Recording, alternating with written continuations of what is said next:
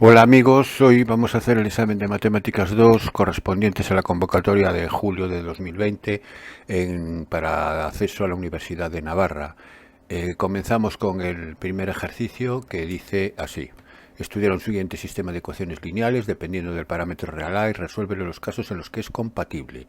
Bien, tenemos un sistema de tres ecuaciones lineales con tres incógnitas x y z que lo vamos a escribir en forma matricial: a por x igual a b, donde la matriz A es la matriz de los coeficientes de las incógnitas, aquí queda expresado, donde la matriz x es la matriz columna de las incógnitas y la matriz B es la matriz columna de los términos independientes, que en este caso es 2, 0, 3 menos A. Bien, y para estudiar el sistema vamos a aplicar el teorema de Rouchet-Frobenius, que nos compara los rangos de la matriz principal con la matriz ampliada. Así que vamos a empezar con el determinante de la matriz A para estudiar el rango de A en función del parámetro A minúscula.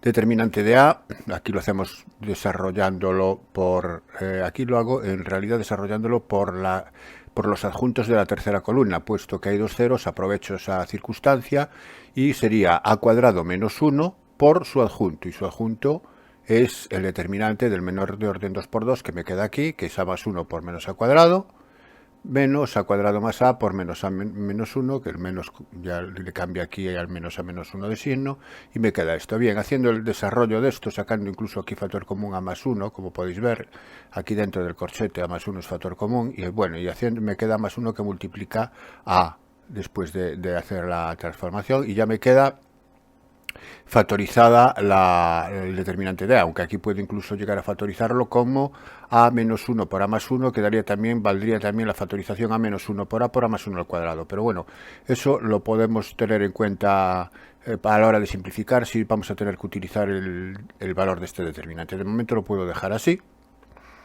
Y lo único que sí veo es cuando el determinante se anula. Este determinante se anula, aquí ya lo vemos claramente, que se anula para A igual a menos 1, para A igual a 0 y para A igual a 1.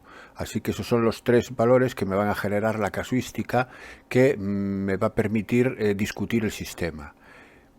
Y vamos entonces con el primer caso. El primer caso es el caso en que A toma un valor distinto de estos tres valores, es decir, un valor tal que no me anule el determinante. Si el valor de A toma cualquier valor que no me anula el determinante, eso quiere decir que el rango de A es 3, puesto que la propia A es un menor de orden 3, no nulo. Así que por definición de rango de una matriz, tengamos que el rango es 3. Coincide con el rango de la ampliada, por supuesto, porque la ampliada es añadir una columna a la A, y el menor de orden 3 dentro de la ampliada, pues vuelvo a tomar el propio A para justificar que el rango de la ampliada también es 3. Así que, como 3 coincide con el número de incógnitas, aplicando el teorema de Rouchet-Frobenius, este teorema nos afirma que si los rangos son iguales e igual al número de incógnitas, el sistema es compatible determinado, es decir, la solución es única. Como en el ejercicio me pide que lo resuelva en los casos en que es compatible, aquí lo tendré que resolver, y para resolverlo, para cualquier valor de A, lógicamente, que no sea evidentemente ni menos 1, ni 0, ni 1, voy a aplicar el método de Cramer. Y para aplicar el método de Cramer ya sabemos en lo que consiste. Las incógnitas se obtienen dividiendo en la matriz principal, pero sustituyendo la columna de la correspondiente a la incógnita que estoy calculando por la columna B, con la columna de los términos independientes. Aquí está, donde está la columna correspondiente a los coeficientes de la X, ahora pongo 2, 0, 3 menos A, que es la columna de los términos independientes. Los demás permanecen como está la propia matriz A. Y en el determinante, y en el denominador, siempre el determinante de A. Y el determinante de A lo tenía expresado de esta forma, pues yo lo dejo expresado de esta forma, haciendo el desarrollo de esto y luego simplificando, me va a quedar finalmente como solución de x menos 2a partido por a más 1. Fijaros que esto siempre va a tener solución, porque el caso a igual a menos 1, que es el posible caso que anularía el denominador, estamos descartándolo. Para igual a, no estamos en el caso de igual a menos 1, estamos en el caso en que a sea cualquier valor salvo el 1, el menos 1 y el 0. Vamos con el i. Análogamente, también ya no nos paramos mucho, es decir, que si sustituimos la columna de los términos independientes ahora la columna correspondiente a la OSIS y hacemos el desarrollo del determinante, hacerlo por el desarrollo, sugiero que lo hagáis por los adjuntos de la tercera columna, que es lo más rápido. obtenemos esto, que sería 2 partido por A una vez simplificado. Queda simplificada, queda perfectamente determinada la incógnita I. Y la incógnita Z ponemos ahora en la columna de las Z, sería la columna B, y el desarrollo de este determinante tras su simplificación me da el valor de Z, que sería menos 1 partido por A más 1. Entonces queda resuelto en el caso compatible determinado. Lo que pasa es que, claro, hay que hacerlo en función de A, porque el caso compatible determinado lo es cuando A toma infinitos valores, salvo estos 3. Vamos con el caso 2, para lo cual volvemos a escribir la matriz en función del parámetro, y el caso 2 sería A igual a 0, que es el segundo caso. Bien, si A es igual a 0, la matriz A se transforma en la siguiente matriz. Aquí la tengo, sustituyendo A por 0 obtengo esta. ¿Cuánto vale el rango de esta matriz? Bueno, pues hay que buscar un menor de orden 2 aquí para ver si el rango vale 2, y lo encuentro tomando estos dos fragmentos de columna, es decir, aquí este menor en la primera columna y en la tercera columna es un menor de orden 2 cuyo determinante es 1 distinto de 0. Así que el rango de A es 2. Vamos con la matriz ampliada. La matriz ampliada aquí la tengo, evidentemente, para la matriz ampliada, si cogiendo cualquier columna, si cojo la columna de ceros en la que forma parte de la segunda columna, el determinante de lo que obtenga, del menor de orden 3 que obtenga, me va a dar 0, porque tengo una columna de ceros. Así que el único determinante que me puede dar distinto de 0 es tomando la primera, la tercera y la cuarta columna. Y vamos entonces a calcular ese determinante. Resulta que ese determinante lo hacemos y me da 2, que es distinto de 0. Si el determinante es distinto de 0, hemos encontrado un menor de orden 3 dentro de la ampliada, con lo cual el rango de la ampliada es 3. Si el rango de la principal y de la ampliada son distintos, por el teorema de Rouchet, el sistema es incompatible, no tiene solución. Y vamos con el caso 3, que es el caso A igual a menos 1. Para el caso A igual a menos 1, ahora la matriz A, sustituyendo A por menos 1 en la matriz principal genérica, aquí me queda esta matriz. Esta matriz obviamente tiene rango 1, porque no hay ningún menor de orden 2 aquí, no nulo. Aquí, por mucho que busque menores de orden 2, al tener ceros en la primera y la tercera columna, el rango es 1. Y el menor de orden 1, evidentemente, vale cualquiera de estos dos, el menos 1, o este menos 1, o este menos 1. Es un menor de orden 1 por 1, ¿no? Y la ampliada sería esta matriz. Entonces, aquí, tomando cualquier menor de orden 3, está claro que siempre me obliga a tomar una columna de ceros. Así que esto quiere decir que el rango de la matriz ampliada va a ser 2, porque si cojo el menor menos, por ejemplo, el 0, 2 y el menos 1, 0 y el menos 1, 4, el menos 1, 0 y el menos 1, 4, eso tiene rango 2. Aquí lo tengo indicado, rango 2. Si los rangos son distintos, sistema incompatible también. Y me falta el caso A igual a 1, que sería el cuarto caso. Lo vamos a hacer aquí. A continuación, A igual a 1. Si A es igual a 1, la matriz principal se transforma en esta matriz, cuyo rango va a ser 2 también. Podemos tomar este menor, aquí lo tengo indicado, es un menor de orden 2, distinto nulo, distinto de 0, rango de A es 2. Y la ampliada aquí la tengo, está claro que cogiendo la columna tercera me va a dar determinante 0 siempre, así que la única que me puede dar distinto de 0 es la primera, segunda y cuarta. Vamos a hacer ese determinante y ese determinante me da 0. Esto quiere decir que todos los menores de orden 3 dentro de la matriz ampliada me dan 0, con lo cual el rango de la ampliada va a ser 2 también. Así que en este caso el sistema es compatible indeterminado con un grado de libertad. ¿Y cómo se resuelve? Bueno, pues vemos el menor de orden 2 que he tomado, que se corresponde con la segunda y la tercera ecuación, así que vamos a escribir solamente la segunda y la tercera ecuación, que son estas dos, sustituyendo evidentemente A por 1, obtenemos estas dos ecuaciones. Y ahora vamos a darle la libertad a una de las incógnitas. Es un grado de libertad, se le tenemos que dar la libertad a una incógnita. ¿A cuál? Pues a la que no estamos utilizando en el menor, que en este caso es la de la correspondiente a la columna tercera o incógnita Z. Así que le damos la libertad a Z, Z igual a alfa. Y ya tengo todo prácticamente despejado, porque si Z es igual a alfa, y ya es 2 directamente y no depende de alfa, vale, es una constante, y 2x, la despejo de la primera ecuación, 2x sería igual a menos 2, por tanto x es igual a menos 1. Creo que aquí hay un error, no es x igual a 1, es x, a ver, 2x igual a menos sí, x igual a menos 2 partido entre menos 2, ¿no? A ver, que me estoy liando. Menos 2x igual a 2, x igual a menos 1, bien. Despejáis de aquí la x. Es x igual a menos 1 y igual a 2 y z igual a alfa. Esa sería la solución del caso 4. Pasamos al ejercicio siguiente. Y el ejercicio siguiente me dicen calcular la ecuación continua de una recta R sabiendo que corta la recta S y es paralela al plano de ecuación pi y pasa por el punto 1 -1, 3, 1. Bueno, la situación es la siguiente en un punto Q. Y pasa por el punto P, que aquí está indicado el punto P en esa posición. Bueno, pues entonces vamos a hacer lo siguiente. Lo primero que vamos a determinar son las coordenadas del punto Q. Las coordenadas genéricas del punto Q van a ser aquellas paramétricas de S, puesto que el punto Q está en la recta S. Así que lo que voy a hacer es pasar la recta S a ecuaciones paramétricas. Y para pasar la recta S a ecuaciones paramétricas, escribo las dos ecuaciones y le doy ahora resuelvo este sistema dándole la libertad a X. Le llamo X alfa, por ejemplo, despejo la Y y es igual a 5 menos X, es 5 menos alfa, y X lo despejo y z lo despejo de la primera ecuación, que sería menos 7 más 3x, es decir, más 3 alfa, más y, es decir, más 5 menos alfa, queda 3 alfa menos alfa es 2 alfa, y menos 7 más 5 menos 2, por tanto z será menos 2 más 2 alfa, y ya tengo las tres expresiones que me determinan las ecuaciones paramétricas de S, que aquí las tengo. Una vez que ya tengo S, ¿qué información me dan las ecuaciones paramétricas? Pues me dan un punto, evidentemente, un punto de S, que es el 0, 5, menos 2, que de momento no lo voy a necesitar, y el vector director de S, que es el 1, menos 1, 2. O sea, que ahí tengo la información, el 1, menos 1, 2, que creo que tampoco lo voy a necesitar. ¿Para qué necesito S? S lo necesito para determinar las coordenadas de Q. Entonces, lo que hago es lo siguiente. Cojo el plano pi, es el que me da el enunciado, y voy a considerar el vector normal de pi. El vector normal de pi es el vector perpendicular al plano, que es el que está formado por los coeficientes de x y z de la ecuación del plano, que es el 2 menos 1, 3.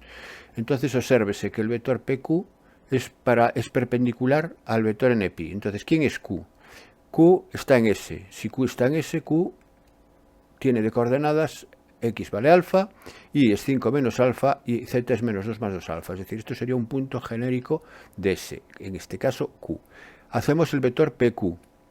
Y el vector PQ es Q menos P. P es el menos 1, 3, 1. Al restar queda alfa más 1.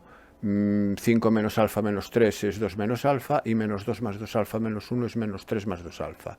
Ya tengo el vector PQ. Ahora bien, sabemos que el vector PQ, aquí lo vemos, es perpendicular al vector n pi, al vector normal del plano pi. Así que su producto escalar es 0. Producto escalar de PQ por NP igual a 0. Hacemos el producto escalar de estos dos vectores, escribo PQ, escribo NP, hago el producto escalar igual a 0. Resuelvo el producto escalar y me queda 2 por alfa más 1, que esto es alfa más 2, más 2 menos alfa por menos 1, que es menos 2 más alfa, y menos 3 más 2 alfa por 3, que es menos 9 más 6 alfa. Sumando los términos en alfa, 2 más 3 menos 6 menos 3 alfa, y los términos independientes queda menos 9, queda menos 3 alfa menos 9 igual a 0, donde alfa es igual a menos 3. Si alfa es igual a menos 3, ya tengo el punto Q y el vector PQ, porque ambos dependían de alfa.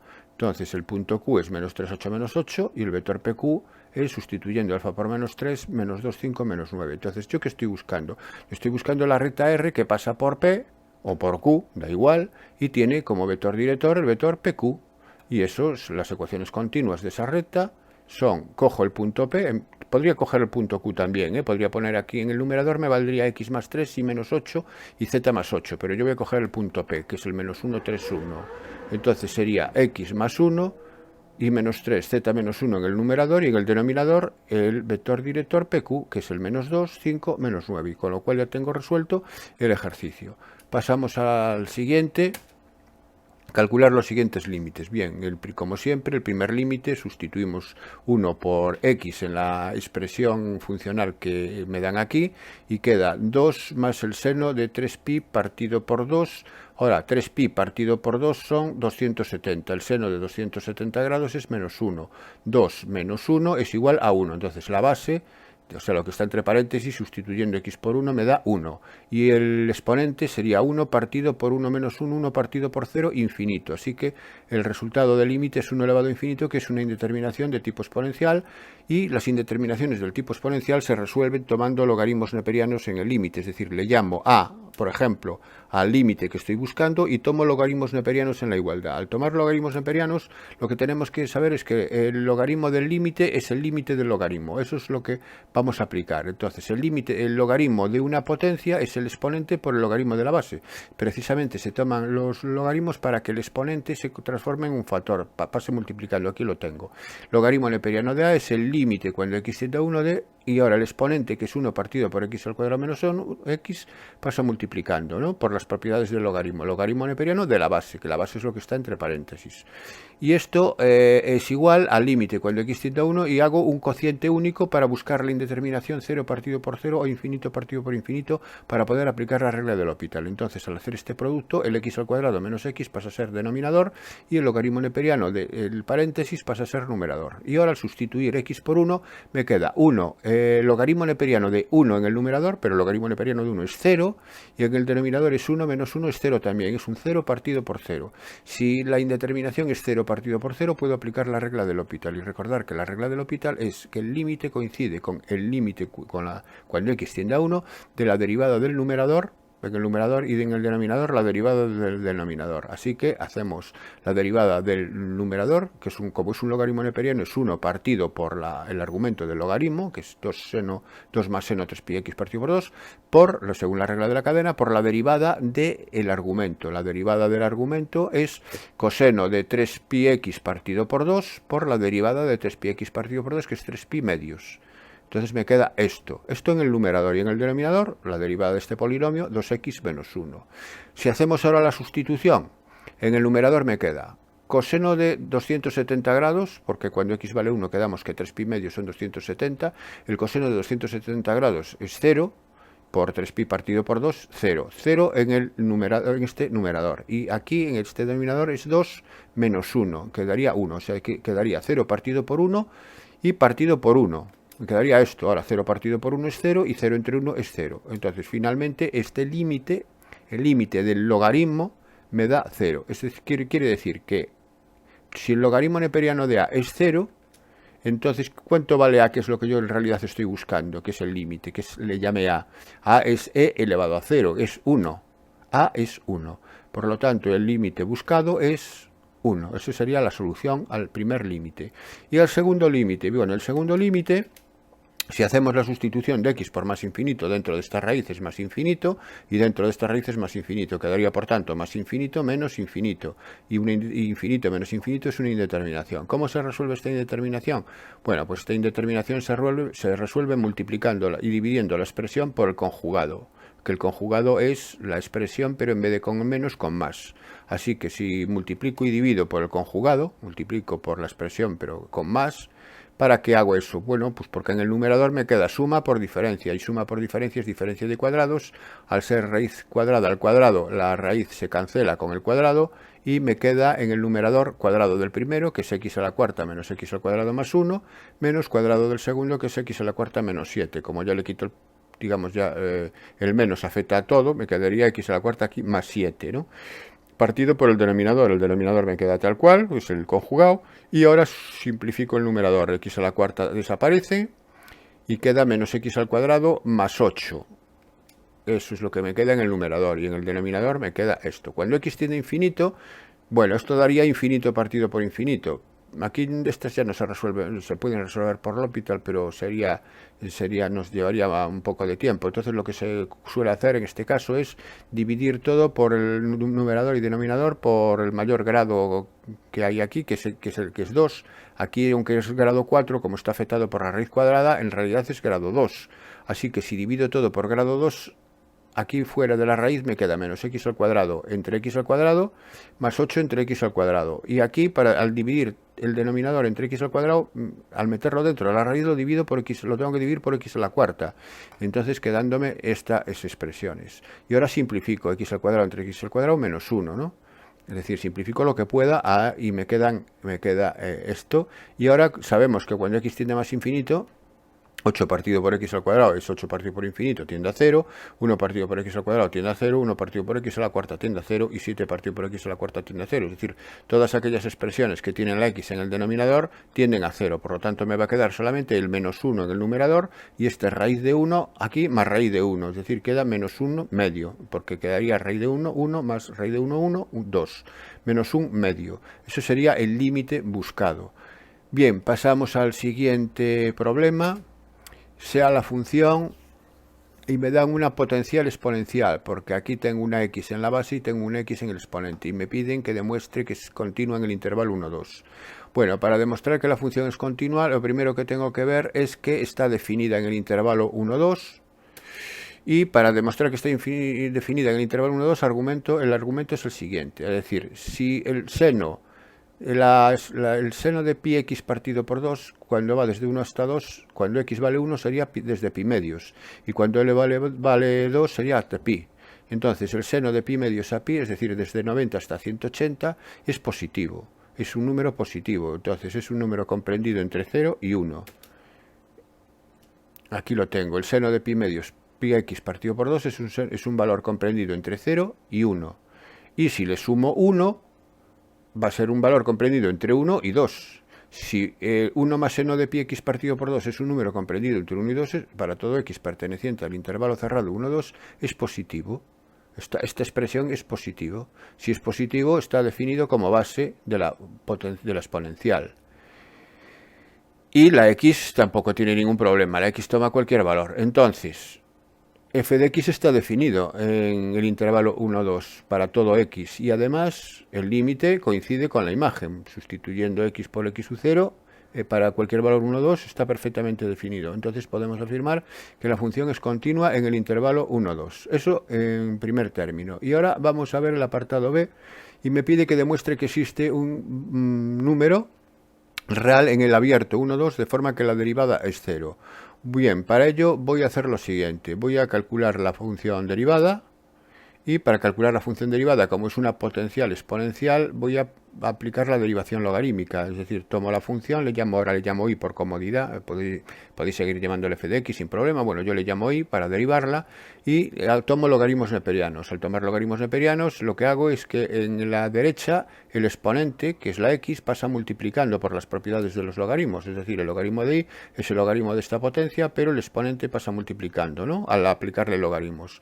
Y ahora derivo ambos miembros. La derivada del logaritmo neperiano, como voy a derivar respecto de x siempre, la derivada del logaritmo neperiano de y es 1 partido por y, por la derivada de y, según la regla de la cadena. Pues entonces es 1 partido por y prima, que es la derivada de y, igual a, y ahora la derivada de este es un producto, y la derivada de un producto es 1, la derivada de x, 1 por el otro sin derivar, por el logaritmo sin derivar, aquí lo tengo, logaritmo, más la x, este sin derivar, por la derivada de 1 más seno pi x partido por 2. Y la derivada de 1 más seno de pi x partido por 2 del logaritmo es 1 partido por 1 más seno pi x partido por 2, aquí lo tengo, por la derivada del seno de pi x partido por 2, que es coseno de pi x partido por 2, por la derivada de pi x partido por 2, que es pi medios, y luego por este x, que es el x este sin derivar, que tiene que multiplicar. Bueno, esta es la derivada del producto.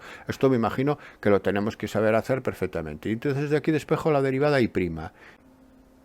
Por tanto, la derivada es y prima igual, despejamos de aquí, la y pasa multiplicando, pero y era la función original, entonces queda 1 más seno de pi x partido por 2 elevado a x, eso es la y, que multiplica ahora por toda la expresión que tengo aquí a la derecha, que la tengo entre paréntesis, aquí, introducida.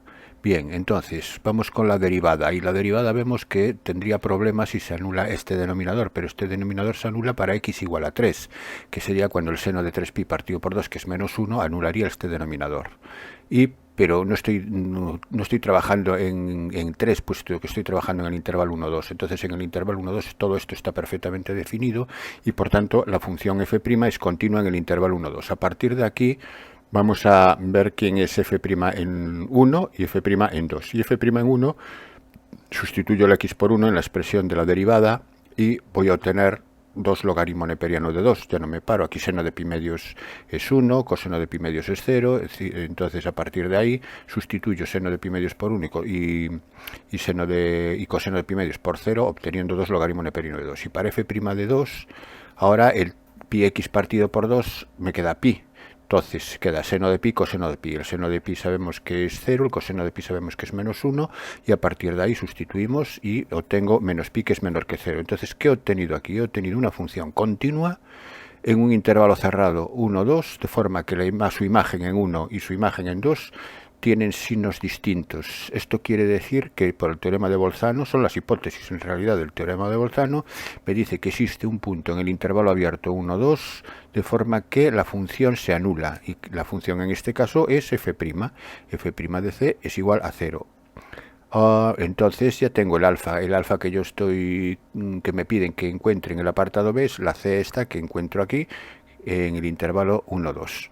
Bueno, pues este sería el ejercicio 4 realizado y el fundamento teórico, el resultado teórico es el teorema de Bolzano, que si lo tengo que enunciar diría, dada una función continua en un intervalo cerrado a B, de forma que f de A por f de B sea menor que 0, o dicho de otra manera, el signo de f de A es distinto del signo de f de B, entonces existe un punto C en el intervalo abierto AB tal que esa función se anula en dicho punto.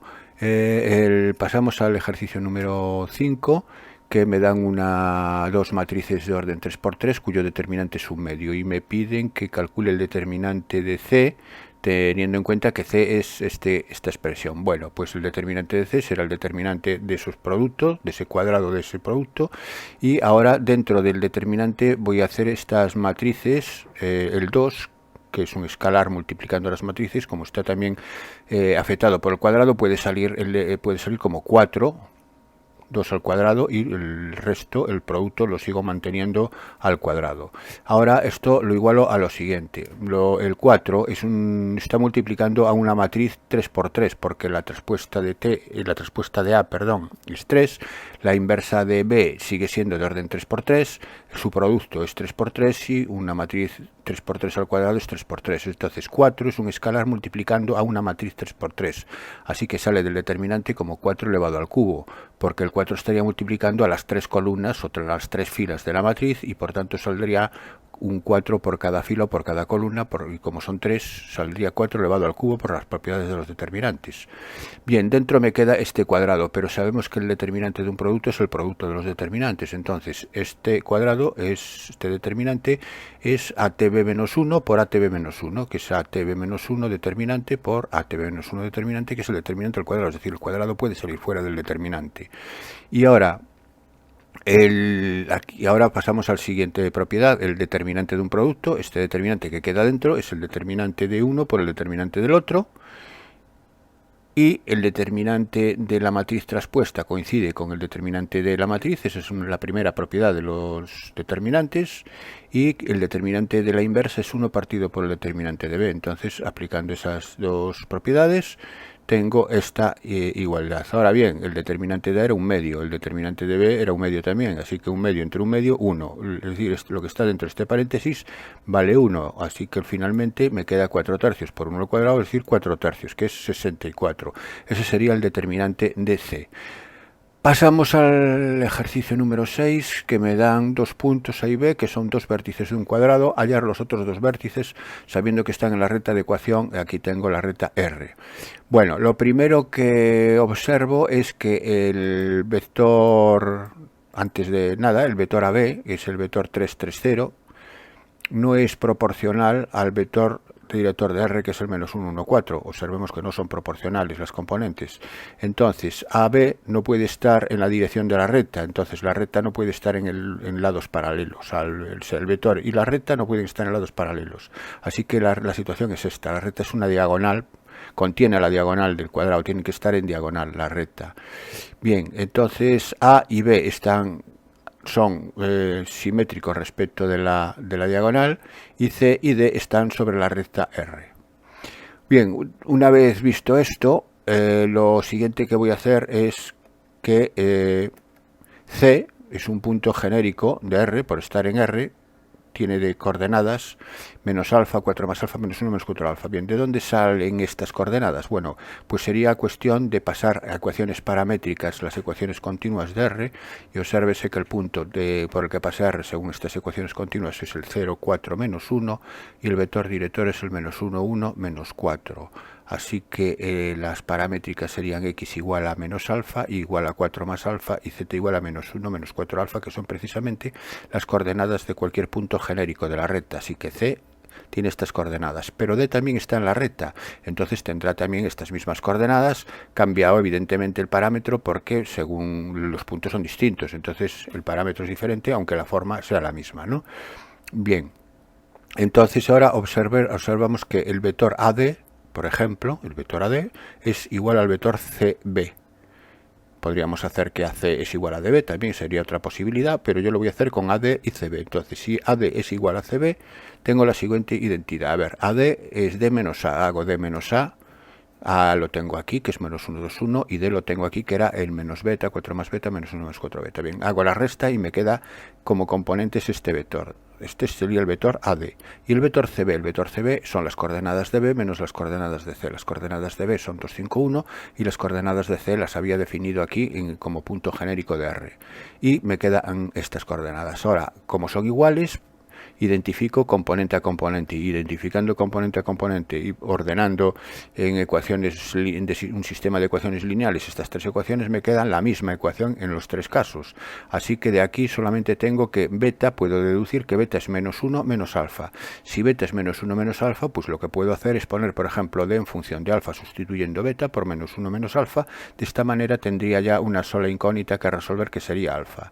Así que D lo escribo en función de alfa, sustituyendo, repito, beta por menos 1 menos alfa. Bien, pues una vez que ya he encontrado que C y D los tengo en función de un solo parámetro de alfa, la otra condición es la siguiente. La otra condición es que la distancia de A a B, que es la diagonal del cuadrado, es la distancia de C a D, que es la otra diagonal. Al tratarse de un cuadrado, las diagonales son iguales y por tanto miden lo mismo.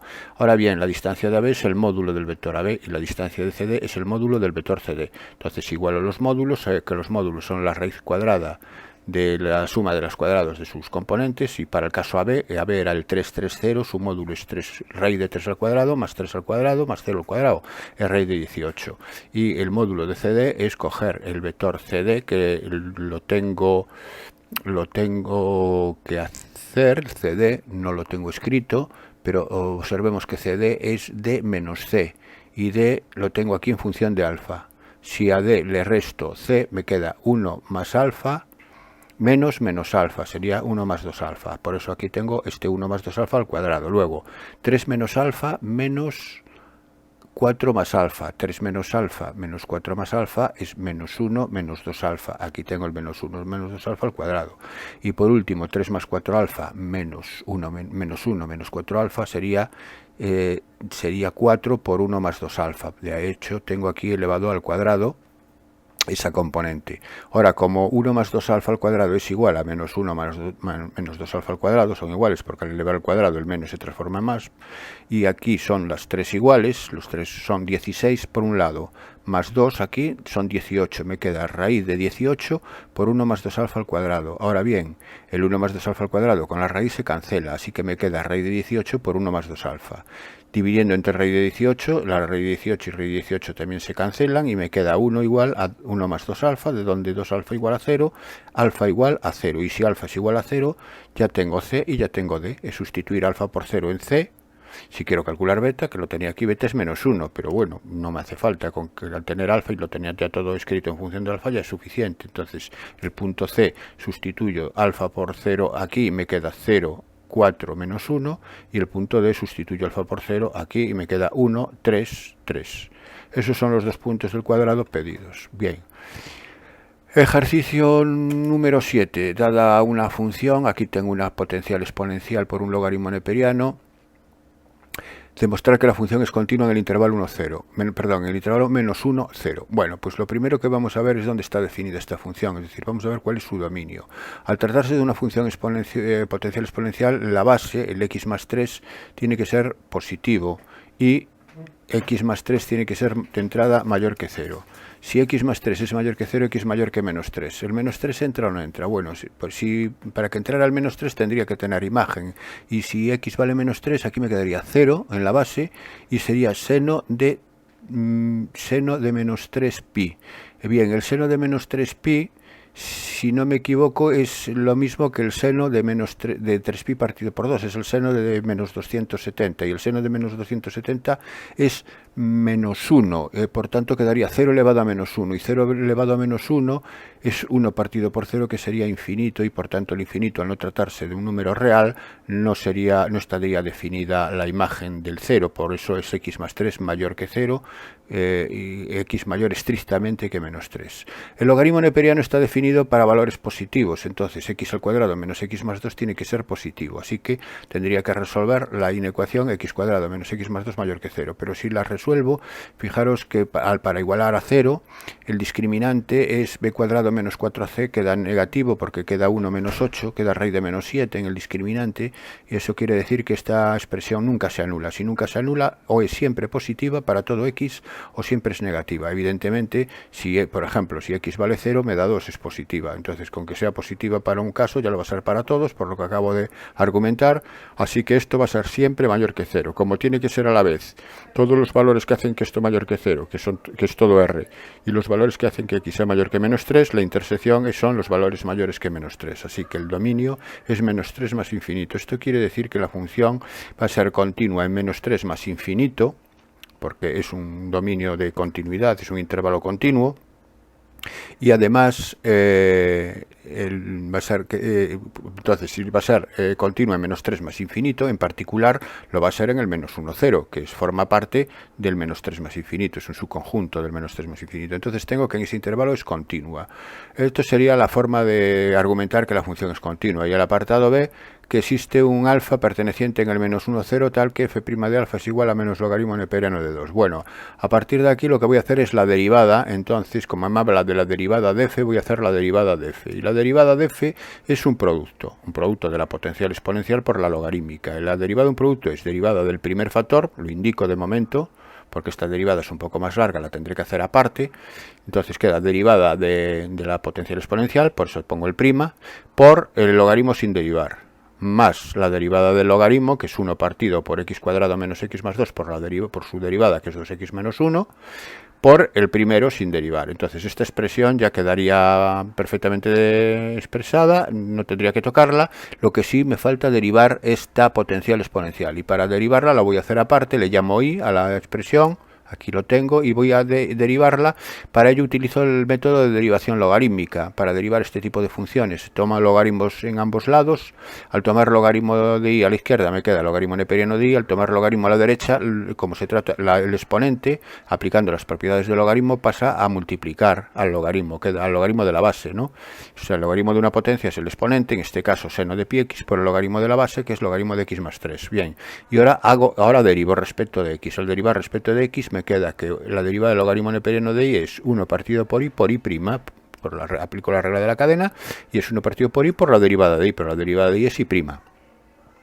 Bien, igual, ahora, derivada del producto que tengo aquí, de este seno por este logaritmo, sería derivada del seno de pi x, que es pi por coseno de pi x, por el logaritmo sin derivar, más la derivada del logaritmo, que es 1 partido por x más 3, por el otro factor sin derivar, que es seno de pi x. Y ahora despejo i prima, que es lo que quiero averiguar. I prima es i por todo esto, es decir, i prima es i, que era la función que estoy derivando, por toda esa expresión. Bueno, entonces me voy a f' otra vez y sustituyo f' por lo que me acaba de dar aquí esta derivada. Entonces aquí me quedaría todo esto multiplicado por me queda todo esto multiplicado por logaritmo neperiano de x al cuadrado menos x más 2, más ahora esto que ya estaba derivado, este sumando, me queda sería esta enorme derivada, esto sería f'. Bien, f' es continua en menos 1, 0. Bueno, pues sí lo va a ser, porque fijaros que aquí los logaritmos Bueno, la función coseno es continua en todo R y la seno también. Entonces, aquí los problemas sería la función, el x más 3 dividiendo. Esto se anula para x igual a menos 3, pero para x igual a menos 3 dijimos que la función en x menos 3 no está definida, no forma parte del dominio. El logaritmo está definido para todo R, aquí no se anula nunca, siempre es positivo este denominador. Ya vimos que no se anulaba nunca, y aquí también está definida la función. Entonces va a ser continua en menos 3 más infinito, en particular lo va a ser en menos 1, 0. Entonces f' es continua en menos 1, 0. Y ahora para encontrar este valor igual a menos logaritmo neperiano de 2, voy a tomar una función auxiliar que va a ser esta, g de x igual a f de x más x logaritmo neperiano de 2.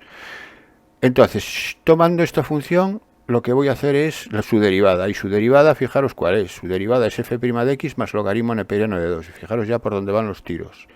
¿Es continuo en menos 1, 0? Sí lo es, porque f' lo era, y logaritmo neperiano de 2 es una constante, entonces es una función constante, es continua en todo R, en particular en menos 1, 0. La suma de funciones continuas es continua en menos 1, 0. Entonces tengo que g' es continua en menos 1, 0.